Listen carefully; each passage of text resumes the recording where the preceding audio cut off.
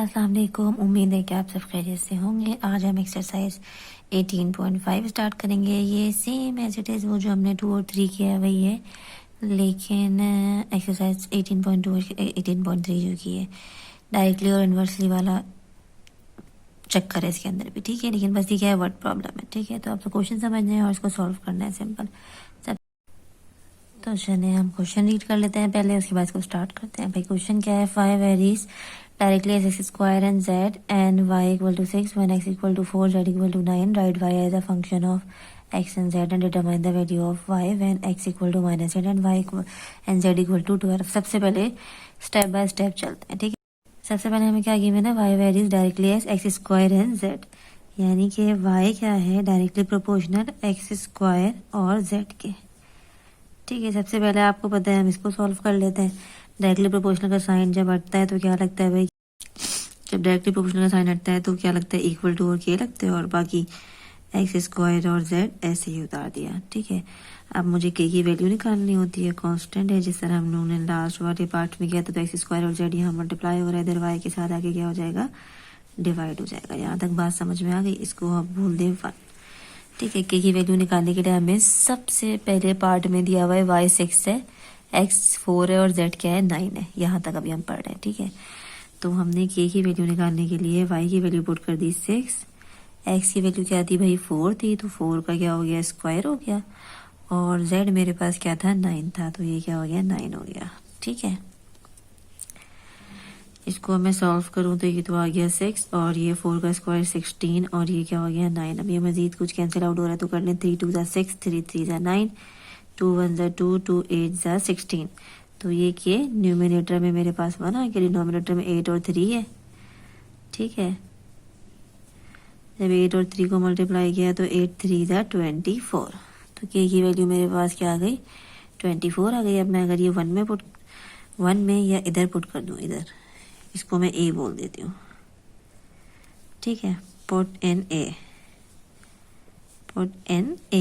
तो ए मेरे पास क्या है भाई वाई इक्वल टू के की वैल्यू क्या आ गई 1/24 और एक्स स्क्वायर और जेड, ठीक है।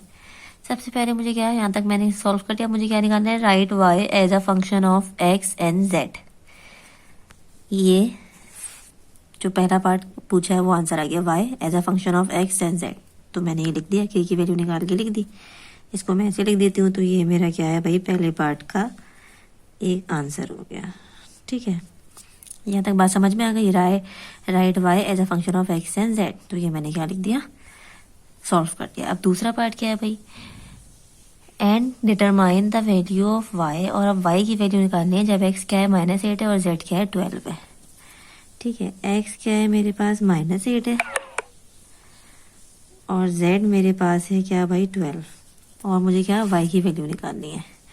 इसी इक्वेशन को लेते हुए चलते हैं, एक्स की जगह हम -8 लगा देते हैं और जेड की जगह हम 12 लगा देते हैं। डिनोमिनेटर में 24 पहले से है, कुछ कैंसिल आउट हो रहा है तो कर दें, 12 1 2 12 2 24 वाई, और ये माइनस के ऊपर स्क्वायर तो प्लस हो गया, और 8 8 64 हो गया। डिनोमिनेटर में क्या है 2 है, 2 1 2 2 3 6 2 2 4, तो वाई की वैल्यू मेरे पास क्या आ गई 32।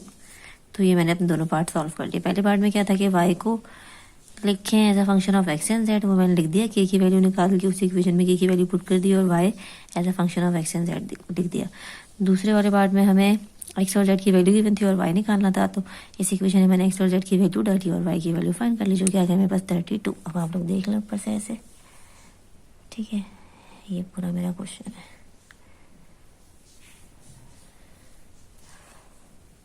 अब हम आ जाते हैं अपने क्वेश्चन नंबर 2 पे। क्वेश्चन नंबर 2 में हमें क्या गिवन है भाई, y varies directly as x and u square inversely as v and T.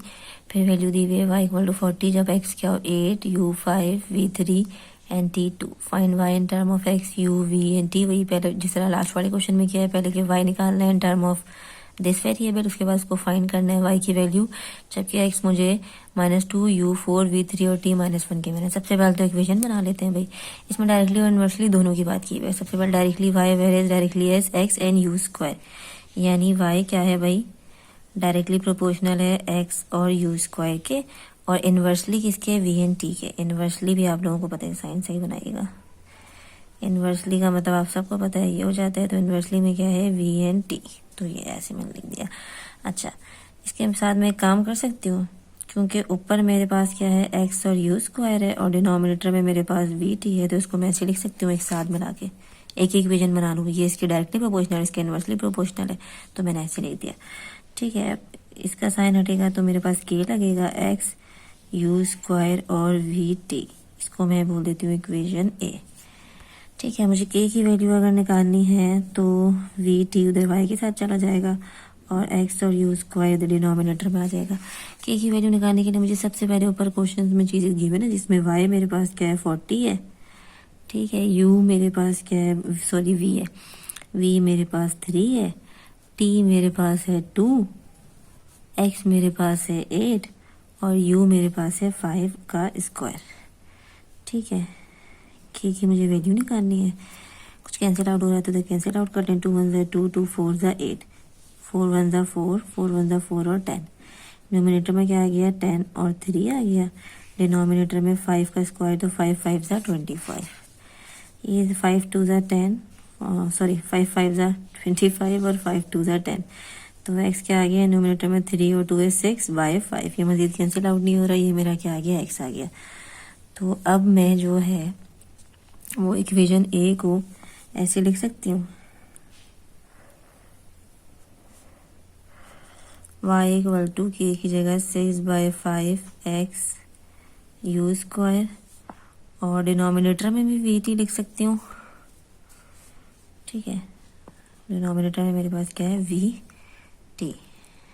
ठीक है, पहला पार्ट मुझे निकालना क्या है, यहाँ तक तो मुझे गिवन था, मैंने के की वैल्यू निकाली। फिर find y in term of x u v and t, तो वाई निकल गया in term of x u v and t, कुछ कैंसिल आउट भी नहीं हो रहा, तो यही मेरा क्या हो गया, पहले पार्ट का आंसर हो गया।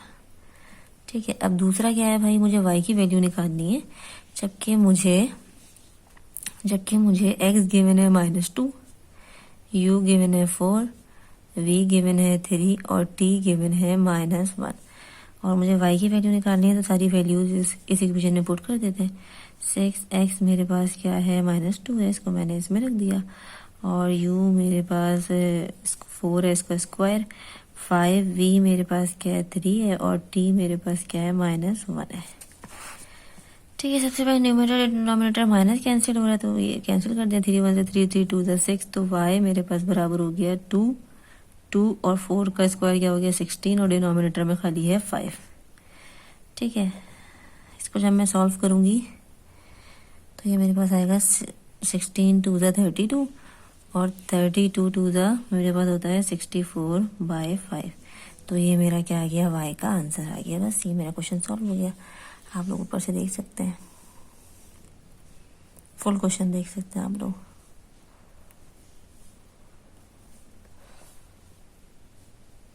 अब हम आ जाते हैं क्वेश्चन नंबर 3 पे। इसमें क्या है, W varies directly as u square inversely as cubic root of V and W equal to 216 when U equal to 6 and V equal to 27। Find the value of U when value of W when U equal to 10 and V equal to 125। सबसे पहले तो हम वही equation बना लेते हैं। इसमें क्या W varies directly as U square, यानी W डायरेक्टली प्रोपोर्शनल है किसके, U स्क्वायर के। ठीक है, और इनवर्सली प्रोपोर्शनल है भाई, W इनवर्सली प्रोपोर्शनल किसके है, क्यूबिक रूट ऑफ V। तो क्यूबिक रूट आप सबको पता है ये होता है इसका भी। अब मैं फिर इन दोनों इक्वेशंस को अगर मैं कंबाइन कर लूँ तो ये हो जाएगा ऊपर U स्क्वायर और डिनोमिनेटर में क्यूबिक रूट ऑफ V। अब जब मैं ये प्रोपोर्शनलिटी का साइन हटाऊंगी तो इक्वल टू के लगाऊंगी, तो ये U स्क्वायर हो गया, ये हो गया क्यूबिक रूट ऑफ V। ठीक है, इसको मैं इक्वेशन ए का नाम देती हूँ। अब यहाँ से मैं के की वैल्यू निकालती हूँ। के की वैल्यू निकालने के लिए इसको मुझे उधर W के साथ ले जाना पड़ेगा, क्यूबिक रूट ऑफ V, और डिनोमिनेटर में U स्क्वायर आ जाएगा। ठीक है, के की वैल्यू निकालने के लिए मुझे क्वेश्चन में वैल्यूज गिवन है, जिसमें W है मेरे पास 216 और क्यूबिक रूट और V की वैल्यू क्या है भाई, मेरे पास है 27 और U की वैल्यू मुझे गिवन है 6 का स्क्वायर। ठीक है, तो इधर मैं 216 तो ऐसे लिख दूंगी। मुझे पता है क्यूब रूट से 27 बाहर आता है तो 3 होता है। ये आप लोग सब एलसीएम लेके सॉल्व करके भी देख लेगा। और 6 6 है क्या होता है भाई, 36 होता है। ठीक है, इसको कैंसिल आउट करो। 3 1 3 3 1 3 3 2 6। अच्छा, ये 12 इससे कैंसिल आउट हो सकता है कि, तो ये हो जाएगा 2 6 ज़ा 12, 2 10 ज़ा 20, 2 8 ज़ा 16, ये हो जाएगा 2 3 ज़ा 6, 2 5 ज़ा 10, 2 4 ज़ा 8।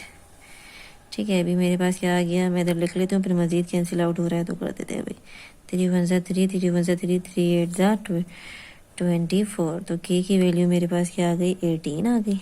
ठीक है, अब मैं यहाँ पे इक्वेशन ए में डाल देती हूँ, यहाँ पे वैल्यू के की वैल्यू मैं इक्वेशन ए में डालती हूँ, तो मेरे पास डब्ल्यू क्या हो जाएगा, 18, के की जगह 18 यू स्क्वायर और 3 अंडर रूट वी। ठीक है, 18 यू स्क्वायर,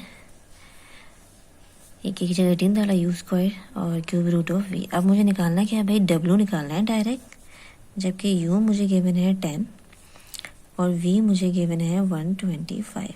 ठीक है, डब्ल्यू निकालना है, यू मुझे गिवन है 10 का स्क्वायर और क्यूब रूट वी की जगह मुझे गिवन है 125। ठीक है, 18 तो मैंने 18 रखा, 10 का स्क्वायर मेरे पास हो गया 100। अच्छा, 125 आप लोग जब एलसीएम देंगे ना तो क्यूब रूट से बाहर ये आता है 5। ठीक है, 3 5 का जब एलसीएम देंगे तो 3 5 आएंगे और ये क्यूब रूट है तो 3 का पेयर बन के 1 5 बाहर आ जाएगा, तो मैंने डायरेक्ट लिख दिया। ठीक है, होपफुली इसमें कोई कन्फ्यूजन नहीं होगी। सही है, अब ये दोनों कैंसिल हो रहे हैं तो 5 1 ज़ा 5, 5 2 ज़ा 10 और ये 20 हो गया। ठीक है,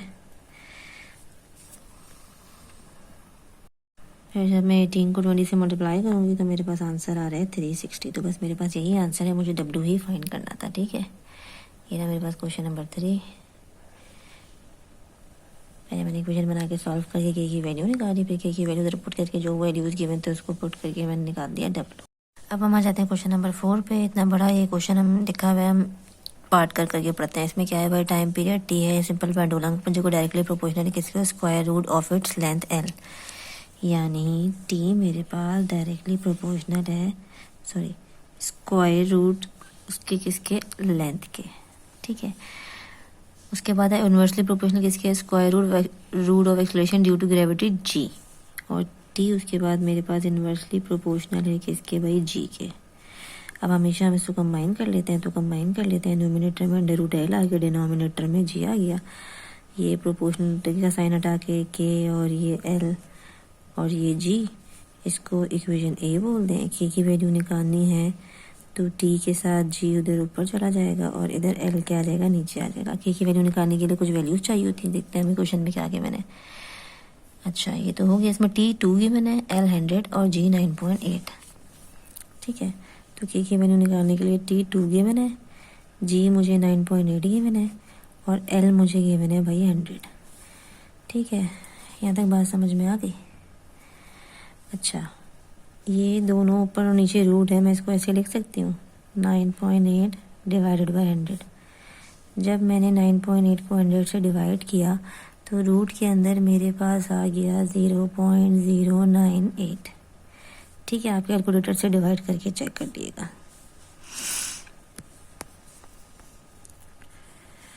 ठीक है, उसके बाद जब रूट के अंदर वैल्यू डालेंगे 0.098 तो मेरे पास आ जाएगा 0.313 और 2 से मल्टीप्लाई करेंगे तो के की वैल्यू आ जाएगी 0.626। ठीक है, अब ये वैल्यू मैं पुट कर दूंगी किस में, इक्वेशन ए में, जिसको मैं हमेशा ए का नाम देती हूँ। ठीक है, इधर यानी कि टी मेरे पास क्या हो गया, 0.626 अंडर रूट एल है और अंडर रूट जी है। ठीक है, यहाँ तक बात समझ में आ गई, इसको मैं ऐसे लिखती हूँ। ठीक है, अब मुझे चाहिए क्या भाई, फाइंड करना है time period of simple pendulum जब एल मेरे पास 200 मीटर है, एल मेरे पास 200 मीटर है, जी मुझे दिया हुआ है 7.6। ठीक है, एट अ पर्टिकुलर हाइट पे, तो मुझे टी निकालना है, टाइम पीरियड निकालना है 0.626, एल मेरे पास है 200, जी मेरे पास है 7.6।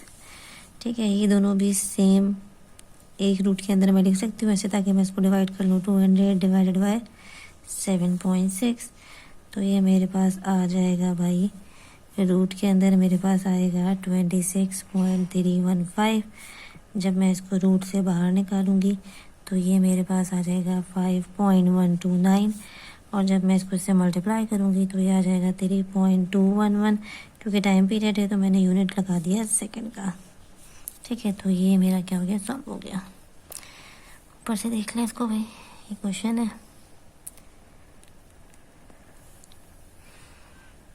ये हो गया सॉल्व। अब आप आ जाते हैं अपने लास्ट क्वेश्चन पे। लास्ट क्वेश्चन क्या है, the volume of v of a particular gas is directly proportional to the temperature. सबसे पहले वॉल्यूम है जो कि डायरेक्टली प्रोपोर्शनल है किसके भाई, टेम्परेचर के। ठीक है, उसके बाद है inversely proportional to the square root of pressure, और इन्वर्सली प्रोपोर्शनल है किसके, स्क्वायर रूट ऑफ प्रेशर के। इन दोनों को सबसे पहले हम प्रोपोर्शनैलिटी का साइन डालें। ऊपर टी है, डिनोमिनेटर में क्या है, अंडर रूट पी। प्रोपोर्शनलिटी का साइन हटेगा तो इक्वल टू के लगेगा। ऊपर टी है, डिनोमिनेटर में क्या है, अंडर रूट पी है। ये इक्वेशन ए हो गई। के की वैल्यू निकालनी है तो इसको अरेंज करें। अरेंज करने के लिए वी अंडर रूट पी और डिवाइडेड बाय टी। अब इसमें हमें वैल्यूज गिवन क्या है भाई, इसमें वी 100 है, टी 30 है और पी 64 है। अब के की वैल्यू निकालनी तो वी 100, पी 64 और टी मेरे पास क्या है, 30 है। तो 0 से 0 ये कैंसिल हो गया है। रूट से बाहर 64 हमें पता है क्या आता है, 8 8 जा 64 होता है, तो ये क्या है, 3 है। ठीक है, तो के की वैल्यू मेरे पास क्या आ गई, 80/3। अब एक के की वैल्यू मैं इधर इक्वेशन ए में जो मैंने बनाई है उसमें पुट कर देती हूँ। तो v इक्वल टू 80/3 और ये क्या है भाई, t है और डिनोमिनेटर में है अंडर रूट पी। ठीक है, यहाँ तक समझ में आ गया। अब मुझे निकालना क्या है, v की वैल्यू निकालनी है जब t क्या है 60, p क्या है 81 है। t मेरे पास क्या है 60 है और p मेरे पास क्या है 81 है। मैं वैल्यूज़ पुट कर देती हूँ। 80/3, t 60 है तो 60 रख दिया और p क्या है मेरे पास 81 है तो रूट के अंदर मैंने 81 रख दिया। ठीक है, ये मल्टीप्लाई किया तो ये आ गया। ये ऊपर इन दोनों को मल्टीप्लाई किया, डिनोमिनेटर में 3 है, इधर कुछ भी नहीं बचा, मैंने 1 लिख दिया और रूट से 81 बाहर आके 9 हो गया। ठीक है, जब ये डिवाइड हुआ इसके साथ तो ये आ जाएगा